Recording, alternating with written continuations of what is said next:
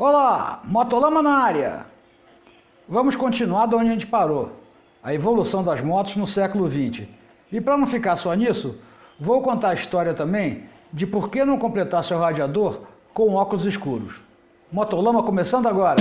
Minha moto venenosa vai passando lá na roça e as vaquinhas curiosas não entendem a minha Olá, prosa. sou o Arlindão, piloto de rally, enduro e nas horas vagas editor do Motolama.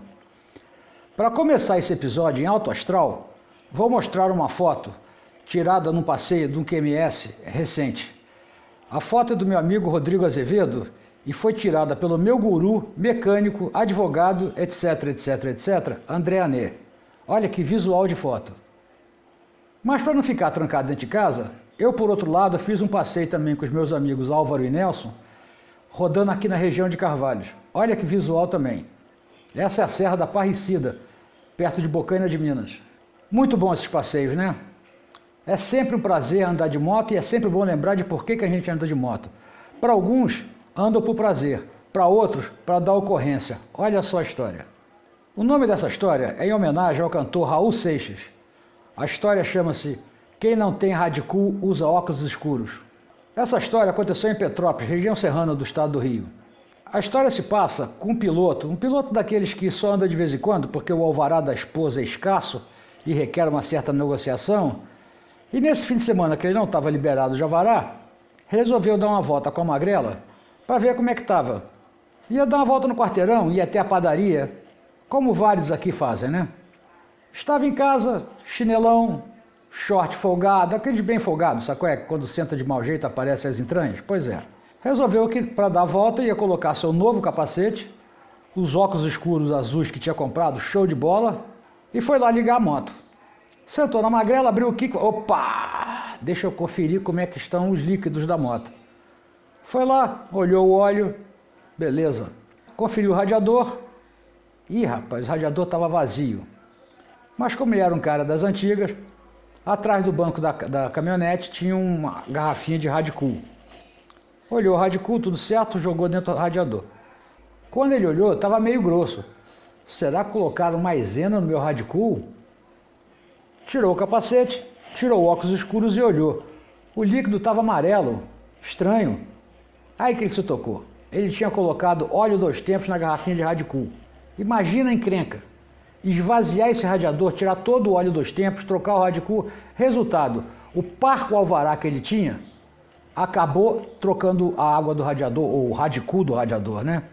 Esse detalhe é importante. Eu acho que inclusive vou criar uma sessão de dicas aqui, só para lembrar de coisas a não fazer. Uma delas é, não troque a água do radiador de óculos escuros azuis. Mas enfim, vamos falar de coisas úteis. Pegando de onde parei, na edição passada, aliás, quem não viu a edição passada, vai no link aqui que está no card aqui em cima, para ver, porque senão essa edição aqui vai ficar meio sem pé. Cabeça ela vai ter, mas vai ficar sem pé. Então vai, porque a evolução das motos, desde que surgiu lá com Leonardo da Vinci até a virada do século, quando começou a surgir as motos a gasolina, está contada toda ali. Então vale a pena dar uma olhada. Eu tinha parado no final do século XX. Então, foi assim que tudo começou. Oh! Não, peraí, foto errada, sorry. Bom, falando sério, eu vou começar por onde a primeira moto a gasolina começou a ser produzida em série. Essa produção em série é complicada, porque segundo todos, quem começou a produção em série foi o Henry Ford. Mas muitos dizem que quem começou a produção em série foram os fabricantes de arma, Colt, Winchester, Mauser.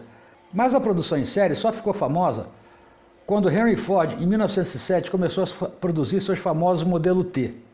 Essa produção em série baixou violentamente o preço dos carros, começando a ficar mais acessível para mais gente, e assim também aconteceram com as motos. No início, a história da evolução das motos se confundia com a bicicleta, mas atualmente ela se confunde com a dos carros. Haja visto várias inovações que vieram dos automóveis, passaram para as motos, como injeção eletrônica, freio a disco, óleos e etc. Tudo isso foi desenvolvido para carro e as motos pegaram isso de carona. Nós tínhamos encerrado o século XIX com a primeira moto fabricada em série pela Hildebrand e Wolfmüller. Aquela que parecia uma monareta. Quem não viu o vídeo passado vai lá ver porque isso é dever de casa. A partir daí, a coisa não mudou nem em filosofia nem em conceito para as motos que temos hoje. Logo no início, em 1891, a Royal Enfield se estabeleceu na Inglaterra como fabricante de armas, chamava-se Royal Enfield Small Arms, em Middlesex, na Inglaterra. Mas só resolveram fabricar mesmo o veículo em 1898, fabricando esse quadriciclo esquisito aí, mas que já era um protótipo de moto. Ele tinha um motor de 1, que era, na época, os mais fortes, os mais ariscos, vamos chamar assim. Eles só produzem a primeira moto mesmo, em 1901. Essa moto tinha um motor Minerva de 11,2 HP. Repara que o motor ficava na frente da caixa de direção, parecia uma Velosolex. E devido à posição de rotação do motor, eles tinham que inverter a rotação da corrente para chegar na roda. Então ela tinha esse esquisito sistema de cruzamento de corrente para poder a roda girar na rotação no sentido certo, né? Repara que a coroa é enorme, ou seja, o motor não tinha força suficiente para empurrar a moto, né? Então eles tinham que botar essa coroana. E notem ainda que, como o motor ainda não era confiável, ela tinha pedal para garantir caso o motor não tivesse força suficiente ou quebrasse no meio do caminho. Logo depois dessa moto, eles montaram uma fábrica na Índia. Lembra-se que a Índia era a possessão da Inglaterra nessa época. E essa fábrica na Índia existe até hoje, inclusive estão importando motos para o Brasil, ou melhor, estão exportando para o Brasil, nós estamos importando. Mas mudando de continente, vamos lembrar do vídeo passado que a primeira moto produzida nos Estados Unidos pelo Sylvester Roper era uma moto a vapor. Mas ao contrário do que muita gente pensa, a primeira moto produzida em série nos Estados Unidos foi essa daqui, essa Thomas, fabricada em Buffalo, Nova York, em 1900. Mais tarde, a companhia virou Thomas Auto B, não sei que B é esse. Reparem nessa moto que a corrente é de couro e pelo tamanho da coroa, o motor ainda não tinha potência. Logo depois, em 1903, dois jovens americanos que estavam cansados de pedalar suas bicicletas resolveram montar uma motocicleta. Esses jovens chamavam-se Arthur Davison e William Harley. Um era escultor e o outro desenhista. Que dupla para montar uma moto, né? Se juntaram num barraco que era menor que o banheiro aqui de casa e começaram a desenhar seus projetos. O primeiro projeto, que teve a participação de Ole Evinrude, o mesmo dos motores de popa, tinha um carburador feito com uma lata de conserva. Imagina se você vai pegar sua moto e fazer um carburador de lata de conserva, mas enfim. É claro que não deu certo, o motor não tinha potência para empurrar a moto. Aí viraram e fuçaram e arrumaram um motor mais forte, um motor de 410 cm3. Montaram lá e o que aconteceu? O quadro não deu conta. Obviamente que o quadro era um quadro de bicicleta com motor adaptado, não conseguiu segurar. Aí o William Harley resolveu estudar engenharia para poder fazer o projeto, óbvio, né? Enquanto estava estudando, ele conseguiu arrumar um motor mais forte de 410 cm3. Fico tentando imaginar, numa época que ninguém fabricava motor, onde ele conseguiu arrumar um motor. E fez um quadro mais reforçado. Foi aí que surgiu a primeira Harley conhecida até hoje. De lá para cá, o resto é história. Reparem que os pneus da moto são brancos. Óbvio, a borracha extraída da seringueira é branca. Ainda mais os caras aplicavam óxido de zinco para dar mais resistência à borracha, o pneu ficava mais branco ainda. Mas lá para 1915, descobriram que aplicando negro de fumo no pneu, na borracha, né, a borracha melhorava a resistência à abrasão e a tração, tornando o pneu mais resistente e durável.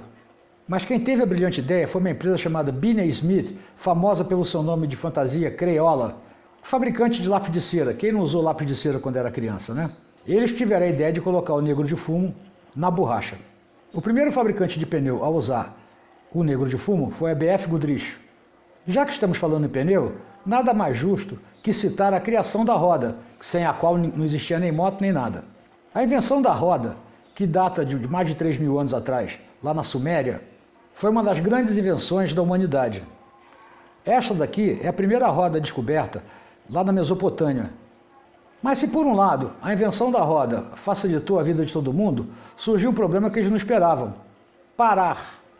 O freio se fez necessário para poder interromper o movimento e parar o veículo, a carroça, a charrete, ou o que quer que fosse, num piso inclinado, sem que ela fosse embora sozinha. Os primeiros freios eram simplesmente um toco de madeira que encostava na roda.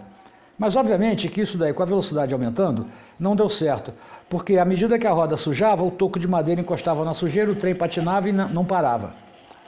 Aí evoluíram para o freio de cinta. A cinta era uma polia que ficava presa no eixo, e a cinta, que era um cinto de couro, que ao tracionado pressionava a cinta e a cinta tendia a parar.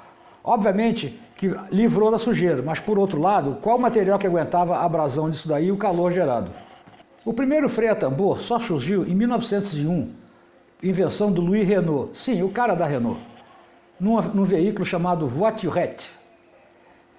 Esse freio tinha a grande vantagem de ser todo fechado dentro de um tambor, evitando qualquer sujeira externa, mas tinha o problema de aquecimento. Ele não tinha como ser refrigerado. O sistema é interessante porque nota o sentido de rotação da roda.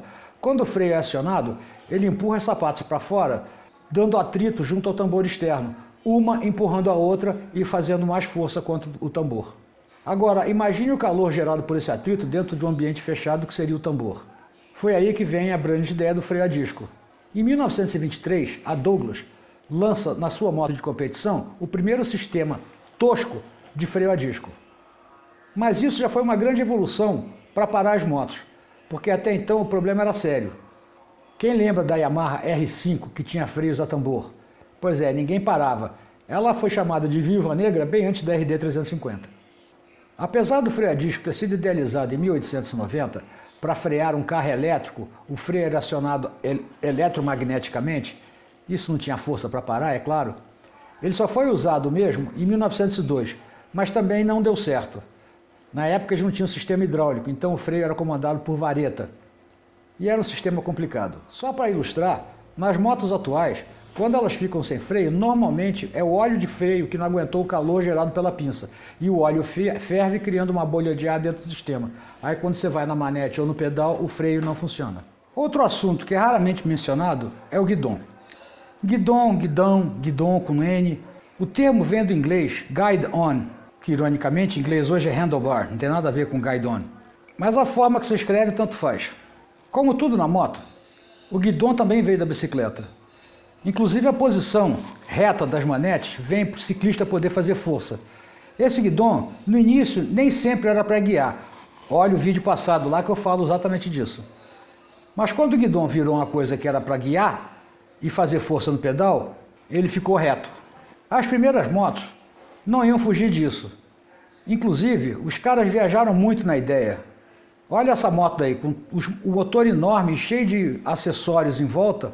O guidão tinha que ser tão comprido que inclusive ele tinha um reforço por baixo que descia até o eixo da roda para dar mais firmeza no guidão. Mas com o tempo as coisas foram evoluindo e surgiu essa ideia da Indian para uma moto de competição. Aliás, falando em irracional, olha esse guidão seca-sovaco que bacana. Isso é bom, rapaz, depois do banho para não ficar suado, show de bola. Mas com as motos se tornando mais confortáveis para longas viagens, o guidão foi tomando um formato mais confortável e natural para as mãos. Algumas variações do guidão, como o guidão de motocross, que tem um reforço por cima, ou de enduro também, e os guidões de moto velocidade, não se assuste, eu também demorei a entender como é que ele funcionava. Mas é fácil, as duas braçadeiras entram na bengala e o piloto fica na posição mais aerodinâmica. Mas voltando à evolução das motos, em 1914, a Royal Enfield lança sua primeira 2 tempos, mas a produção é interrompida por conta da Primeira Guerra Mundial. Eles ficavam mais focados em produzir veículos de utilização militar. O motor 2 tempos, que foi patenteado pelo Carl Benz em 1914, sim, o Benz, o mesmo da Mercedes, ele tinha um funcionamento super simples. Além de ser mais leve, era de manutenção simples. Para quem não lembra bem como é que funciona, olha o vídeo. A mistura entra vindo do carburador para o virabrequim. Essa mistura já vem lubrificada, já vem com óleo, lubrificando o virabrequim em toda a região.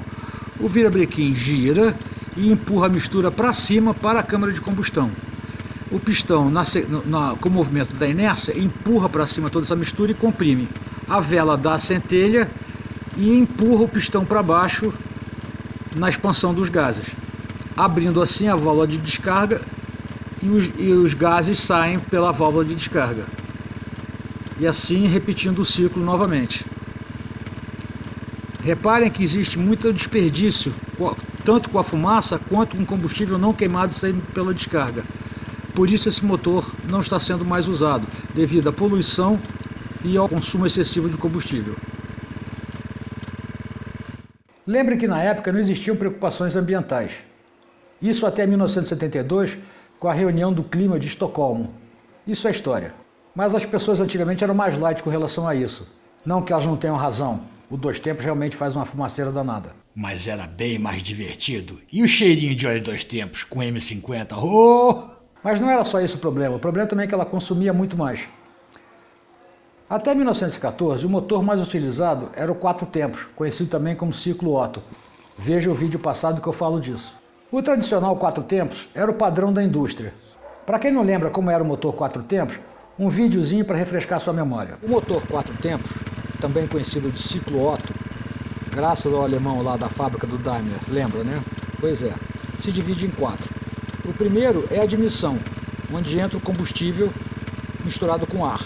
Ele expande, quando chega no ponto morto inferior, ele sobe comprimindo a mistura até chegar no ponto da vela de ignição da centelha.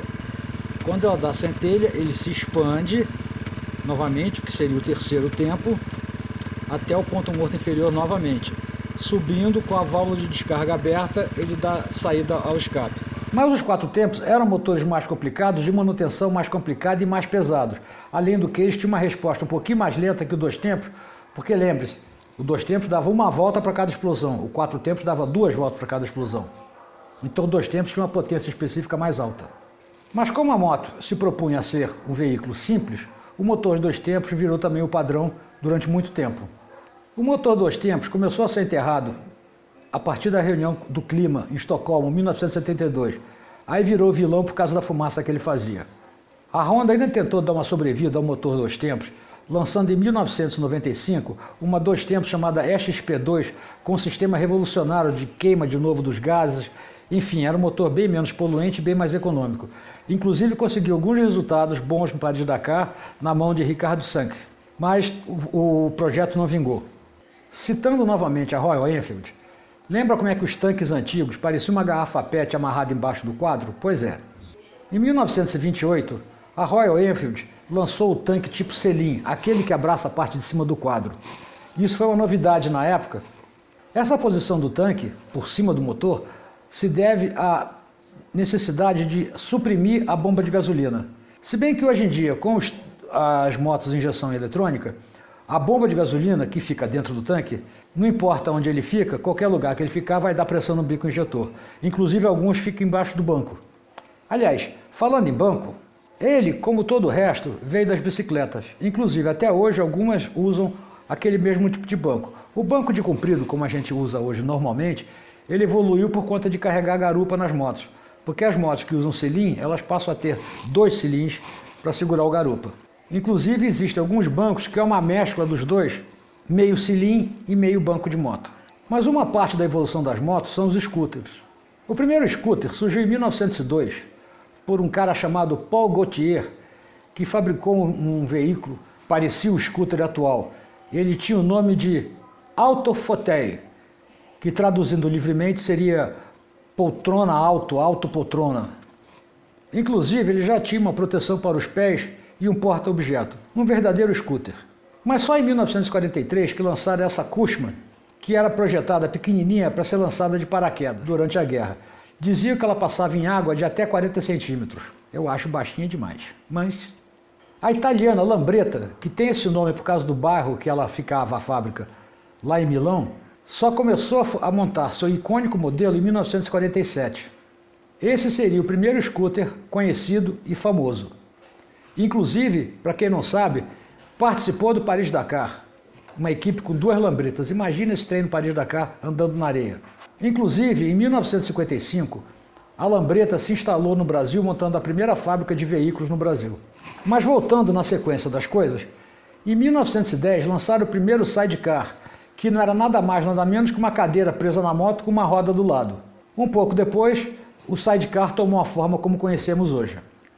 As datas estão meio fora de posição, porque quando eu falo das coisas que vão evoluindo, eu tenho que voltar lá atrás para falar de outra coisa.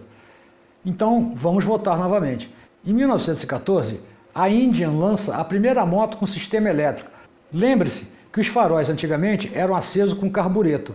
Só foi ser elétrico nas motos na Indian de 1914, que era conhecida como a moto confiável.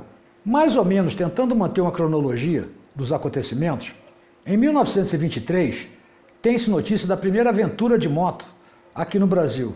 Foram os amigos Ricardo Wagner e Afonso Lange a bordo de respectivamente uma Harley Davidson 16F e uma Indian Scout. Eles saíram de Ponta Grossa, indo até Antonina, passando por Curitiba.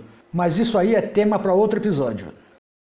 Eu sempre digo que as guerras, apesar de serem horríveis e totalmente desnecessárias, elas mudam muito a face da humanidade. Em 1939, mais uma vez a Royal Enfield lança a sua moto chamada Pulga Voadora, ou do inglês Flying Flea, que era uma 125 dois tempos, embaladas para ser jogada de paraquedas. Por isso o nome Flying Flea, ou Pulga Voadora. Durante a guerra, todas as fábricas de moto produziram o modelo em versões militares. A Harley, a Indian, nos Estados Unidos e na Europa, a DKV, a BMW, a Alta União e vários. A evolução das motos continuou indo bem. Mas do outro lado do Pacífico, os japoneses estavam afiando suas garras. Se bem que no Japão, a primeira moto foi produzida em 1907 por uma empresa chamada Shimazu Motor Research. A evolução dos meios de transporte no Japão foi muito atrasada por conta da dificuldade das estradas. E as ruas no Japão eram construídas de forma totalmente irregular, diziam os senhores feudais que era por conta de dificultar a invasão de tropas inimigas. Para complicar, a partir da década de 1920 até o início da Segunda Guerra, toda a produção japonesa era guiada pelos militares, ficando muito difícil de produzir bens civis, e motocicleta era um bem de uso civil. Apesar disso, em 1930, um piloto japonês participou da famosa prova de Ilha de Man, mostrando para o mundo que o Japão fabricava motocicleta. Mal sabiam eles que após a Segunda Guerra, o Japão, sendo totalmente destruído, foi obrigado a produzir bens baratos para atender a população e, coincidentemente, atender a Europa, que também estava precisando de bens baratos, que estavam também destruídos. Foi então que surgiram os primeiros nomes, como Soichiro Honda, Michio Suzuki, Torukazu Yamaha e Kawasaki Shozo. Esses caras lançaram motos pequenas e simples, e isso era o que o mundo precisava na época. Só para ter uma ideia, Soichiro Honda começou fabricando motores para adaptar em bicicleta. Mas em 1949, a Honda já produzia essa Honda Dream, que fez muito sucesso na Europa. Repare a posição do tanque dentro do quadro, como muitas esportivas hoje em dia.